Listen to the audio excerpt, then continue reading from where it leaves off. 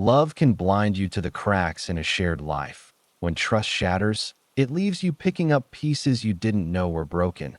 This story is about losing it all and finding the strength to rebuild. My name's Caleb. I'm 35 and I live in Bend, Oregon, east of the Cascade Mountains. I'm a carpenter. Always found peace in shaping wood into something sturdy, something that holds up. For 7 years, I thought I was building that kind of life with Claire, my girlfriend. We met at a local brewery, her smile pulling me in like a warm fire on a cold night. She was outgoing, quick-witted, the kind of person who could talk to anyone. I'm more reserved, happy with a quiet evening or a day on a job.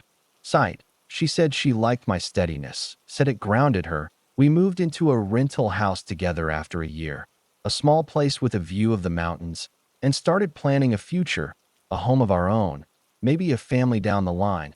I thought we were solid. Claire worked in marketing at a firm in town, always juggling calls and emails, thriving on the chaos. I'd be out building decks or framing houses, coming home with sawdust on my jeans, while she'd tell me about her latest campaign. We opened a joint bank account a few years in, our house fund. I'd put in most of my paycheck, and she'd add what she could. It grew to $12,000 over time, and I checked the balance, imagining the mountain cabin we'd buy someday. It felt like we were getting there, step by step. But things started shifting, and I didn't catch it at first. Claire began working late, saying her team was swamped with deadlines. Her phone was always buzzing, and she'd smile at it in a way that didn't feel right. When I'd ask about her day, she'd brush me off, like I was prying. I figured it was just her job. Marketing's high pressure, and I didn't want to add to it. I'm not one for arguments. I'd rather fix a problem than make it worse. But about 6 months ago, something changed for good.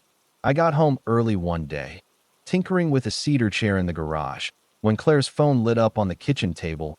She was in the other room, and I don't know why I looked. Maybe instinct, a text from Jake. Work flashed. Dash, can't stop thinking about last night. My heart sank. I stood there, frozen, my hands clammy. I opened the thread, dumb move. But I couldn't stop.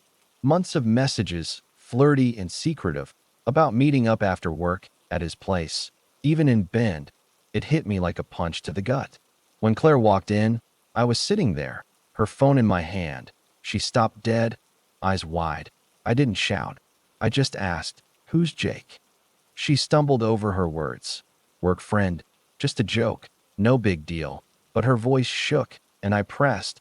I'd seen the texts. She got defensive, saying I had no right to snoop, that I was too controlling. Controlling? I was pouring everything into our future while she was sneaking around. I told her it was over. She didn't argue, just packed a bag and walked out that night. I thought that was the worst of it. Then I checked our joint account the next day to cover rent. Empty. All $12,000. Gone. The bank said Claire had transferred it to her own account. I found her note taped to the fridge. Dash, you're too dull. Caleb, you had this coming. My savings, my trust, my whole damn world. Gone in a day. I sat on the couch, staring at that note, wondering how I'd missed the signs. I sat on that couch for hours. The note from Claire crumpled in my fist. Her words, "You're too dull," kept echoing in my head, like a splinter I couldn't pull out. I'd spent 7 years building a life with her, pouring my heart and paycheck into our future. And she torched it all in one night. The $12,000 she took wasn't just money. It was years of early mornings, sore hands, and skipped weekends to save for our dream house. I felt like a fool, replaying every moment I missed the signs. Her late nights, her distance, the way she'd roll her eyes when I talked about our plans. The next morning, I dragged myself to the kitchen, made coffee, and tried to think straight. Rent was due in a week, and my personal account had maybe $200 left. I called the bank again, hoping there was some mistake. The rep was kind but blunt. Claire's name was on the joint account, so she had every right to take the money. I asked about reversing it, but they said I'd need a court order. A court order? I'm a guy who fixes things with a hammer and nails, not lawsuits. The idea of facing Claire in a courtroom made my stomach twist, but I couldn't just let her walk away with everything. I called my older sister, Rachel, who lives a few hours away in Boise. She's always been my rock, sharp, no nonsense, but warm when it counts. I told her everything. The text from Jake, Claire leaving, the empty account. Rachel didn't sugarcoat it. She's a thief, Caleb, and a coward. You need to fight this. She suggested small claims court. Said I could represent myself if I had proof. Proof? I had bank statements showing my deposits. Most of the $12,000 came from my paychecks and Claire's smaller contributions. Rachel told me to gather everything. Statements, texts, even that damn note. It shows intent, she said, like some detective. I wasn't sure I had the fight in me, but her voice lit a spark. That week was a blur of anger and exhaustion. I couldn't sleep. Every creak in the house felt like Claire coming back to take more. I went to work, hammering nails like I was pounding out my frustration, but my crew noticed I was off. My buddy Tom, who's been on sites with me for years, pulled me aside one day. You look like hell. Man, what's going on? I spilled it all over lunch, my sandwich untouched. Tom didn't say much, just listened, then offered to cover my rent if I needed it. I thanked him but said no. I didn't want to owe anyone. I'd figure it out. I started digging into small claims court, spending nights on my laptop, Googling how it worked in Oregon. I found out I could sue for up to $10,000 without a lawyer, and the process seemed straightforward. File a claim, show evidence, tell my story. I printed out bank records, highlighting my deposits, and saved screenshots of Claire's text to Jake. Though I wasn't sure if they'd help, that note she left, I kept it in a Ziploc bag, like evidence in a crime show. Every time I looked at it, I felt a mix of rage and shame. Was I really too dull? Had I driven her to this? I hated how her words got under my skin. By the end of the week, I decided to file the claim. I drove to the courthouse in Bend, my hands sweaty on the steering wheel. The clerk was patient, explaining the forms, the $50 fee, and how Claire would be served notice. I wrote theft of joint account funds as the reason, my pen shaking as I signed my name. It felt like a line in the sand. I wasn't just letting this go, but as I walked out, the weight of it hit me. Claire was gone. Our future was gone. And I was about to fight for scraps of what we'd built. All I could do was keep moving forward, one shaky step at a time. Filing the claim felt like a small victory, but it didn't erase the pit in my stomach. I kept replaying Claire's note, her words slicing deeper each time. Too dull. Was that really how she saw me? 7 years, and I was just a boring guy she could rob and leave? I tried to focus on the practical, getting the money back, but my head was a mess. Nights were the worst. The house felt too big, too quiet. Without her laugh or her stuff scattered around, I'd lie awake, wondering if I'd missed red flags or if I'd been too trusting, too naive. I threw myself into work to stay sane. My next job was a big one. Custom bookshelves for a fancy house outside Bend. The client was picky, but I didn't mind. Measuring and cutting would give me something to control. My crew could tell I was off, though. Tom kept checking in, bringing me coffee, asking if I needed to talk. I didn't. Not really. Talking felt like admitting how broken I was. But one day, I cracked. We were eating lunch on the job site, and I told him about the court date. It was set for 6 weeks out, and I was terrified. What if Claire lied her way out of it? Tom just nodded, said, "You've got the receipts. Man, truth's on your side." Rachel kept me grounded too. She'd call every few days, checking if I'd gathered more evidence. I had the bank statements, the note, and a few texts I'd screenshotted before Claire blocked me. Rachel suggested I write down everything. When we opened the account, how much I put in, what Claire said about it. It felt like homework, but it helped. I found old emails where Claire promised to add her bonuses to the fund. Proof it wasn't just my money. Putting it together made me feel less like a victim, more like I was fighting back. But the anger kept bubbling up. I drive past places we used to go, the brewery where we met, the trail we hiked, and feel this mix of nostalgia and rage. How could she do this? Not just the cheating, but taking everything we'd built? I started doubting myself, wondering if I'd been a bad partner. Maybe I was too focused on work, too predictable. I'd cook the same meals, suggest the same movies. Had I bored her into cheating? The thought made me sick, but I couldn't shake it. I needed a distraction, so I took on extra jobs, small repairs, custom furniture, anything to keep my hands busy and my bank account from bleeding out. I was barely sleeping, running on coffee and adrenaline. One night, I was sanding a table at 2 a.m. When Rachel called, she'd seen my light on during a video chat. "You're gonna burn out, Caleb," she said. "You need to talk to someone, like a professional." "Therapy?" I laughed it off. Guys like me don't do therapy. But she pushed, saying it wasn't about weakness. It was about not letting Claire ruin me. I promised I'd think about it, mostly to get her off my back. The court date loomed closer, and I started practicing what I'd say. I'd stand in front of my bathroom mirror, holding my stack of papers, trying to sound confident. "Your Honor, she took $12,000 that was mostly mine." It sounded weak out loud. What if Claire showed up with a lawyer, spinning some story about how I owed her? I didn't even know if she'd show. Part of me hoped she wouldn't, so I wouldn't have to see her face. But another part wanted her there, wanted her to look me in the eye and explain why she thought I deserved this. I wasn't sure which scared me more.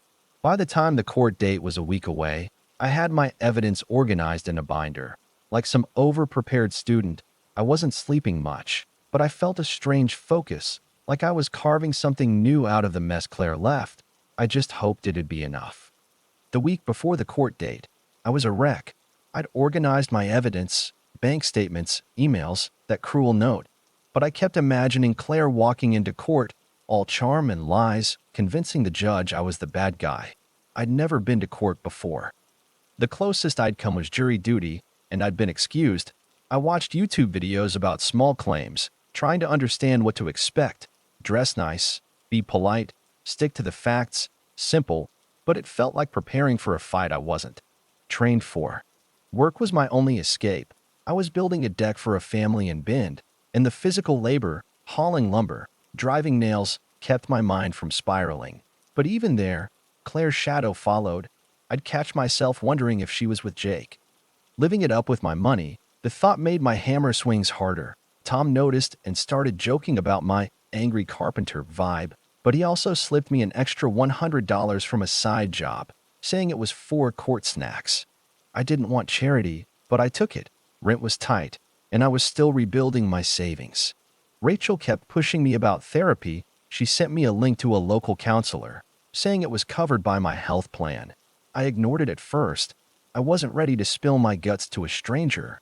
But one night, after a beer too many, I filled out the online form. The counselor, Dr.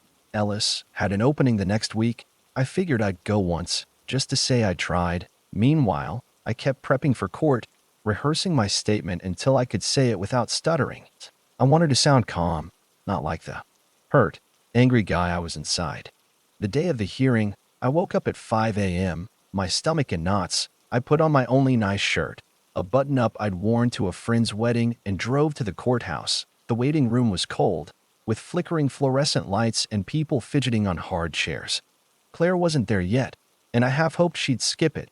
But 5 minutes before my case was called, she walked in. She looked different, sharper, like she'd dressed to impress. No Jake, no lawyer, just her. Our eyes met, and she looked away, like I was a stranger. That hurt more than I expected. In the courtroom, it was just me, Claire, and the judge, a tired-looking woman with glasses. I went first, laying out my case, the joint account, my deposits, Claire's withdrawal, the note. I passed my binder to the bailiff, my hands steady despite my racing heart. The judge asked questions. When did we open the account? How did we agree to use it? I answered clearly, sticking to the facts. Then it was Claire's turn. She said the money was ours, that I'd agreed she could take it if we split. No proof, just her word. She didn't mention Jake or the note. And when the judge asked about it, she shrugged, saying it was just a joke. I wanted to scream, but I stayed quiet. The judge took a long look at my evidence, then at Claire. She didn't say much, just thanked us and said she'd rule soon. Walking out, I felt drained but lighter, like I'd finally stood up for myself. Claire didn't look at me as she left. I drove home, unsure if I'd won or just made a fool of myself. All I knew was I'd faced her, and that was something. A week later, I got the ruling in the mail. $9,500 awarded to me, not the full $12,000, but close. Claire had 30 days to pay, or I could escalate it. For the first time in months, I felt a flicker of hope. I wasn't whole yet, but I was getting there. Winning the court case felt like a weight off my chest, but it didn't fix everything. The judge's ruling gave me $9,500, but Claire had 30 days to pay, and I wasn't holding my breath. Part of me wondered if she'd disappear with Jake. Leaving me to chase her through more legal hoops, I tried not to dwell on it. Focusing on what I could control was all I had left. I threw myself into work, taking every job I could find: a kitchen remodel, a porch repair, even a custom doghouse for some rich guys. Labradoodle. Every dollar went into my new savings account, one Claire couldn't touch. I started seeing Dr.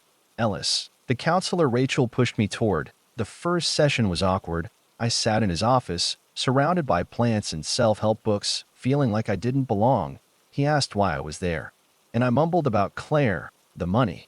The note, he didn't push, just listened, which was weirdly comforting. Over a few sessions, I started opening up about the shame I felt, like I'd failed as a partner, like I wasn't enough. Dr. Ellis called it internalized blame, said Claire's. Choices weren't about my worth. It sounded like therapy jargon, but it stuck with me. I wasn't the one who cheated or stole. Rachel came to visit a month after the ruling. She brought takeout from my favorite taco place, and we sat on my porch, watching the sun set over the Cascades. She asked how I was holding up, and for once, I didn't dodge the question. I told her about the court win, the therapy, the extra jobs. She grinned, said I was tougher than I gave myself credit for. That night, I got an email from Claire's bank, a transfer of $9,500. She'd paid up, no fight, no excuses. I stared at the number, feeling a mix of relief and emptiness. It was my money, but it didn't undo the betrayal. With the money back, I could breathe easier. I paid off some bills, put the rest into savings, and kept working. Carpentry was my lifeline. Every finished project felt like proof I could rebuild. I started noticing small things again: the smell of fresh-cut cedar, the way the mountains looked at dawn. I wasn't healed, but I was moving forward. Therapy helped too. Dr. Ellis got me to write down things I liked about myself. Not easy for a guy who'd rather build a table than talk feelings. I wrote about my work ethic, my loyalty, how I showed up for people. It felt cheesy, but it was a start. One day, while delivering a coffee table to a client, I met Jenna. She was the client's neighbor, stopping by to drop off a package. We got to talking. She was a teacher, warm, with a laugh that made me forget my baggage for a moment. She asked about my work, seemed genuinely interested in the grain of the wood. I didn't flirt, didn't know how anymore, but I left with her number. It wasn't a lightning bolt, just a spark, but it felt good. I wasn't ready to jump into anything, but Jenna and I started texting. She'd send me bad puns about wood, like, "You must be okay at this," and I'd laugh for the first time in weeks. It wasn't love, not yet, but it was hope. Claire had taken a lot, but she hadn't taken my ability to start over. I was learning I was worth more than her lies. Jenna became a bright spot in my days. We'd text about small things, her students' antics, my latest carpentry project, and it felt easy, like I could be myself without second-guessing. I was cautious, though. Claire's betrayal had left scars, and I wasn't about to let someone else in too fast. But Jenna was patient, never pushing, just there with her bad jokes and warm smile. We met for coffee a few weeks after I delivered that table. It wasn't a date, not officially, but sitting across from her. In a cozy Bend cafe, I felt something I hadn't in months: possibility. Work kept me grounded.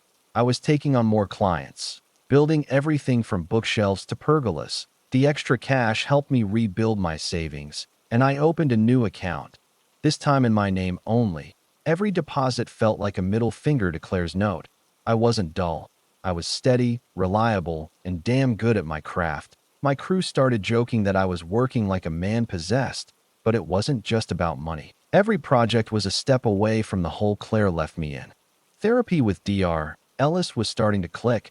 I'd go every 2 weeks, and we'd dig into why I felt so responsible for Claire's choices. He asked about my family, my past, stuff I hadn't thought about in years. My dad was a carpenter too, always quiet, always working. Maybe I'd picked up his habit of bottling things up. Dr. Ellis helped me see that Claire's cheating wasn't about me failing her. It was about her failing herself. That didn't erase the hurt, but it made it easier to carry. Rachel noticed the change when she called. "You sound lighter," she said one night. I told her about Jenna, the court win, the savings. She teased me about the new girlfriend, but I shut that down. Jenna wasn't Claire. I wasn't rushing in, but Rachel was right about one thing.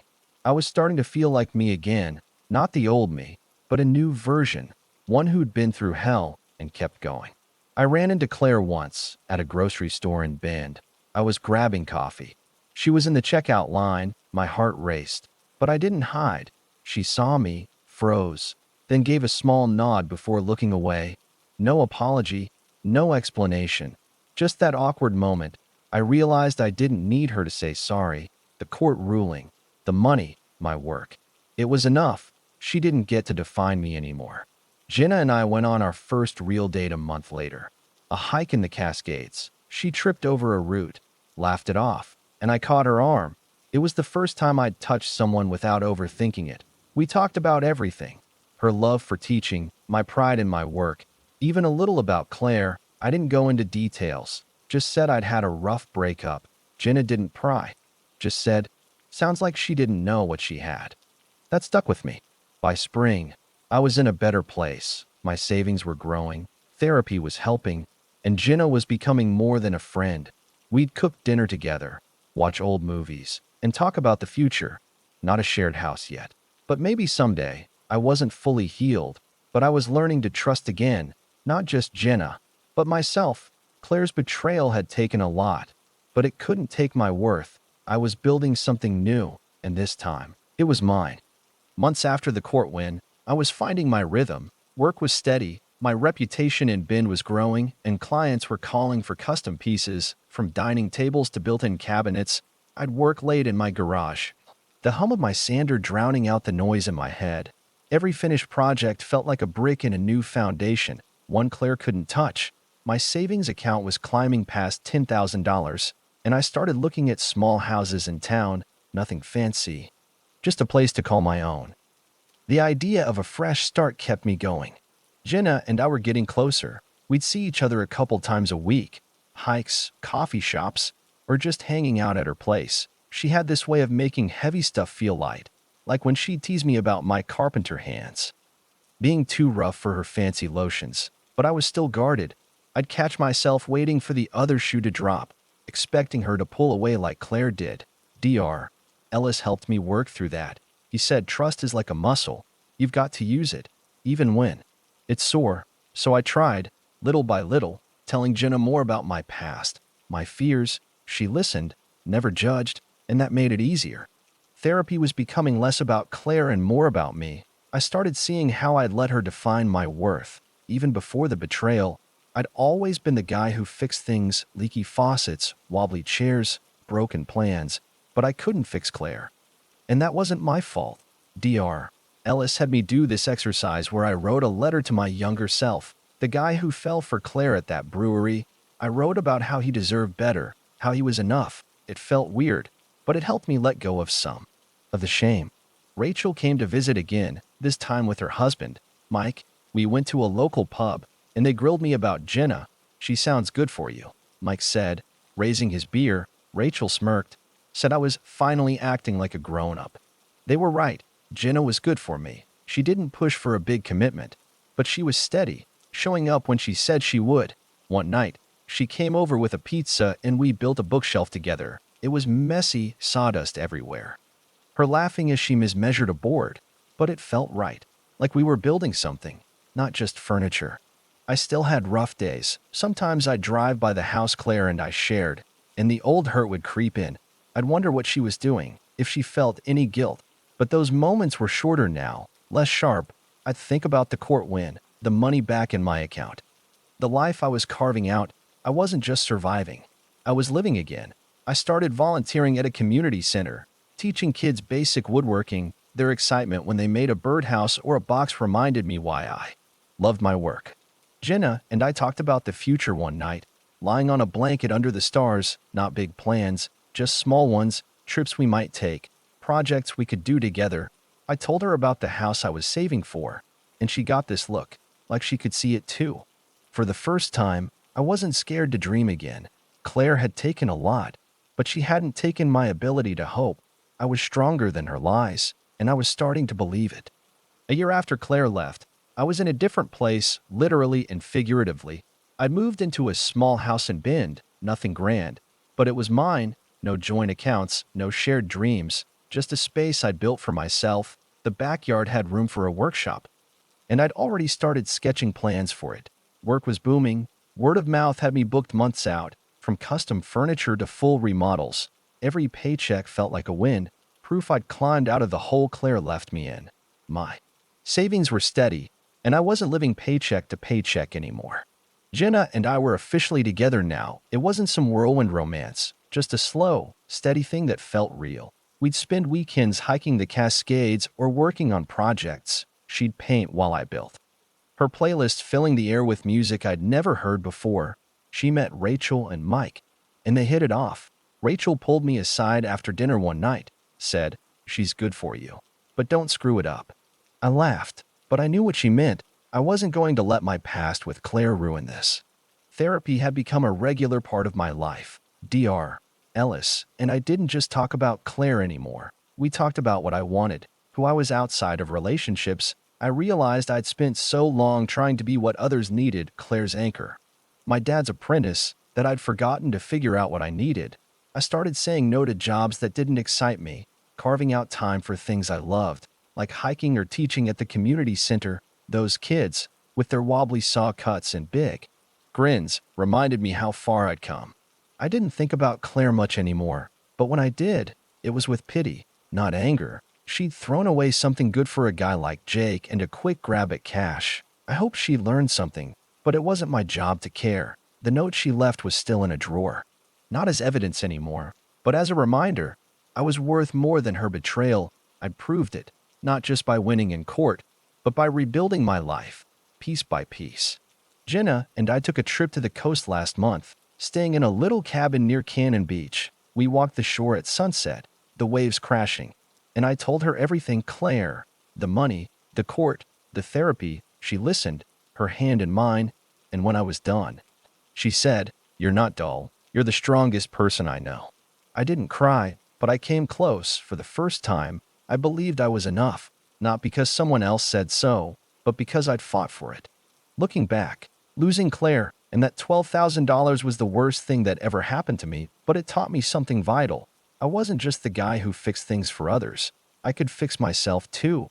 I'd build a life I was proud of, work I loved, a home I earned, a relationship that felt honest. Claire's betrayal didn't define me. It showed me what I was made of, and that was worth more than any house fund. I wasn't done growing, but I was on my way, and for the first time in a long time, I was excited to see where the path led.